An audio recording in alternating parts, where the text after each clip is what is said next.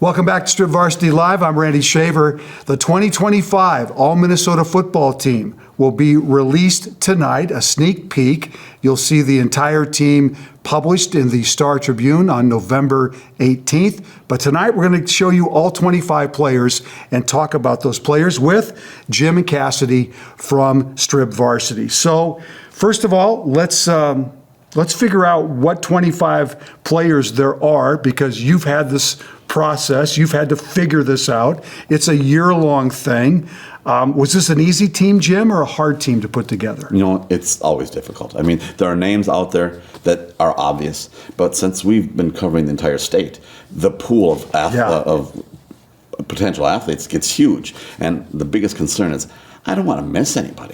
I want to miss a kid that's deserving. So that's it keeps me up at night sometimes. Does this kid need to be on there, or have I missed somebody? And that's a little stressful, but it makes it fun as well. And that's the tough part about picking 25 players when you're looking around the state. There are so many outstanding football players. I could have done 50. I know you could have. All right, so we're going to start with the defense, and Cassidy's going to talk about the defense, and I'll give the players' names, and then Cassidy will follow up with some points made about those players. And we'll start with Howie Johnson on the defensive line. I think everybody that follows high school football recognizes Howie's name from Forest Lake. Yeah, I mean, it's a bummer to see their season end to Edina in that great overtime game, but Gophers fans should be excited that they get to see, more of him here in the coming years. Definitely not the last time we'll hear that name in this state. But no, he's just been, an awesome presence for Forest Lake this year. We've had a couple of chances to catch up with him.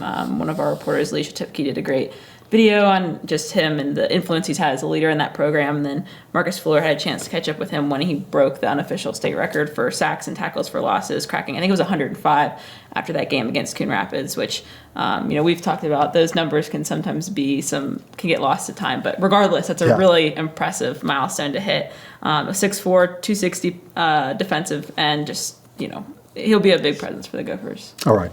Next on that list is Sawyer Jazerski out of Edina, who's heading to Iowa on scholarship. Yeah, and with chatting with Jim, I've only been here a couple years now, but he was kind of saying that, seeing a big defensive lineman come out of Edina as one of their top players. They've had, no shortage of great players in the Hornets program, but that's something that, you don't see it every year. They haven't been known for big physical guys in the past. Yeah. But Sawyer's one of those, and he's had, a great season for them, reaching the state tournament, as always, looking to get back on top. And so 6'4", 275, just a big presence there for the Hornets. Okay, we're going to go a little bit small school now with Earl Brown out of Pillinger. Yes, Earl Brown's a North Dakota State commit. He's plays both sides of the ball for them. They were undefeated till their section playoffs. Another big guy, 6'5", 295.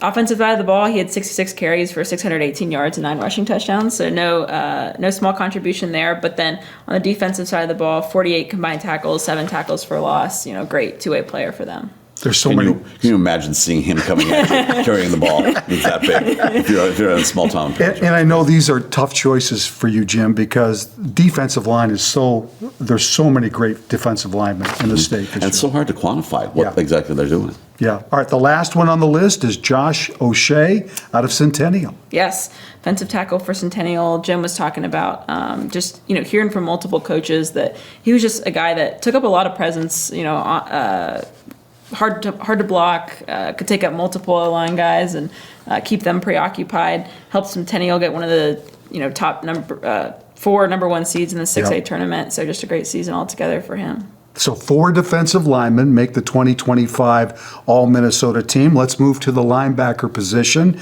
Kane Thompson out of International Falls. Yes, another one way up there. 6'3", 215-pound senior. He finished his regular season stats are pretty staggering. Yes, they 129 total tackles, 28 tackles for loss, 4 fumbles forced, and 3.5 sacks, which, wow, I had to make sure I got all those right. Looked like, look online that he had gotten out to see some games at MSU Moorhead, Sioux Falls, other northern Minnesota, Dakota schools. Yep. And yeah, just a great season, putting up some really impressive stats. And he's a hockey player. Oh, really? And International Falls, imagine that, right? And I think he's a 2-time leader in tackles in the regular season. Last year, I believe he was, and this year too, in the state of Minnesota. It's pretty impressive. Very deserving. Yep. The other linebacker on this team is Ryder Skansen out of Maple Grove. Yes, and Riker's an Air Force Academy commit. Another senior, 6'1", 217 pounds. With a team as good as Maple Grove, they're going to have some players Yes, they are. represented on here. And so he's a well-deserving honoree for this undefeated defense for the reigning state champs in 6A. They've been able to keep a lot of really quality teams to 2 scores or below 20 points, and he's been a big part of that. 90 total tackles for them, 63 solo, 27 assisted, 12 tackles for loss, 4 interceptions, just all over the place for the Crimson. So 2 linebackers make the 2025 team. Let's move to defensive back. And this is a big list, and we're going to start with a guy who could play linebacker easily for Shakopee, but we put him at the defensive back spot, and that's Blake Benton out of Shakopee. Yeah, I believe he's the only junior on this defensive list, but very well deserving. He's got 88 total tackles for Shakopee this year, 60 solo, 2 interceptions. They lost to Centennial in the second round of the playoffs, but does not take away at all from his awesome season. I know our reporter Marcus Fuller got to catch up with him, a really great basketball player as well. He's got offers from a ton of really great schools. Minnesota is one of them. Iowa State, Vandy, Michigan, just among the lists. Son of Coach. Yes. Yeah.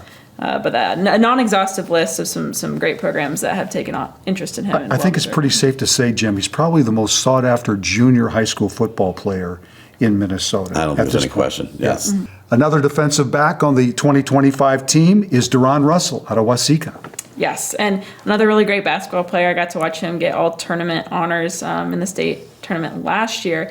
But he's a really true two-way player for this 3A team. Just this stat line alone in their section championship, 201 receiving yards, 5 tackles, 2 passes broken up, and 1 interception. Doing it on both sides of the ball, as we see for a lot of these smaller class schools.